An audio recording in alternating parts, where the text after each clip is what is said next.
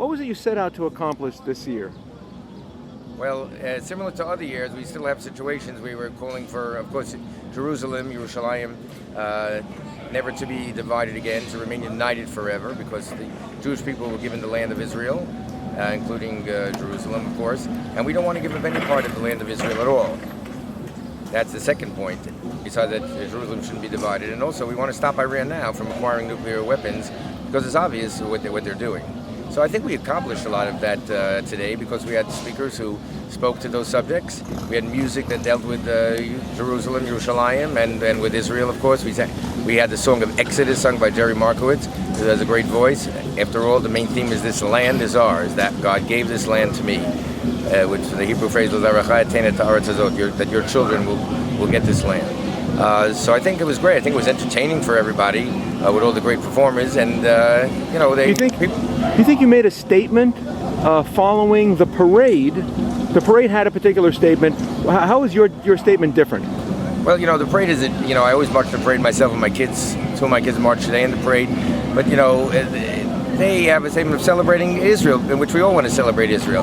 But they're sort of parva. In fact, this year they went a little left of parva, including some groups like the New Israel Fund, which are, are supporting some groups like B'Tselem, etc., who are really bashing Israel. What don't you like about the New Israel Fund and those groups? Well, I don't want to get too much into New Israel Fund, but the point is they're anti-Israel, and they want to have boycotts and divestments and sanctions, BDS things going on. They're supporting groups like that. George Soros is involved with them, but that shouldn't take away from the whole parade.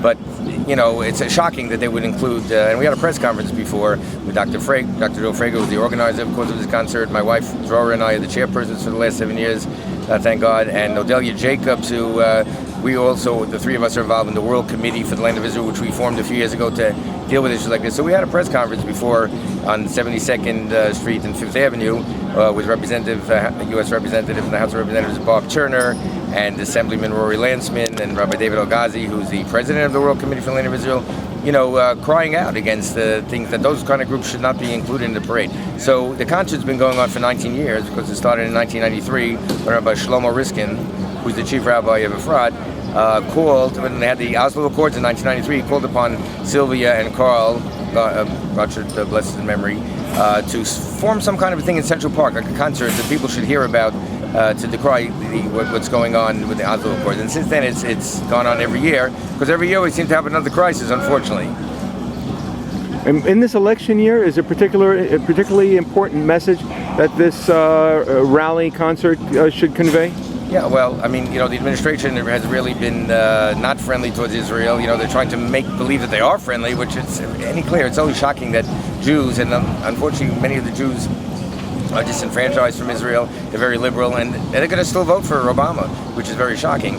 So we hope that, the people who are here, probably it's like preaching to the converted, but maybe there are some outside. We're going to have some press, hopefully from that press conference, in the secular press and the Jewish press, that we'll talk about this kind of stuff. That Israel bashing has to be out, including from the top. The top, you meaning the White House? Right.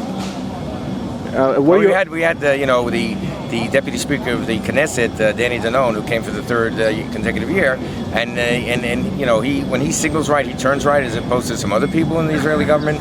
So we need people like him who are going to be consistent and make sure that the land of Israel never gets carved up.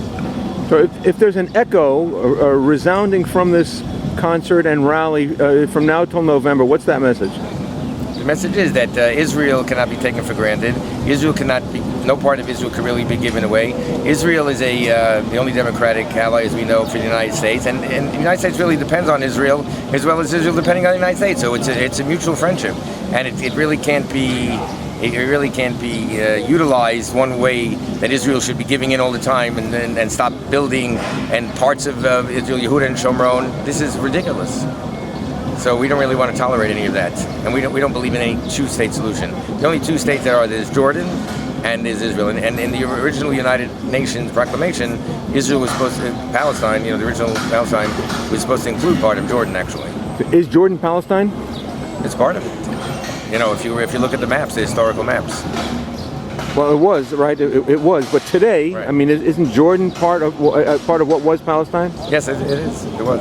Couldn't you consider Jordan the Palestinian state? Yes, but that's what that's what we do consider. But the rest of the world hasn't come around to that yet.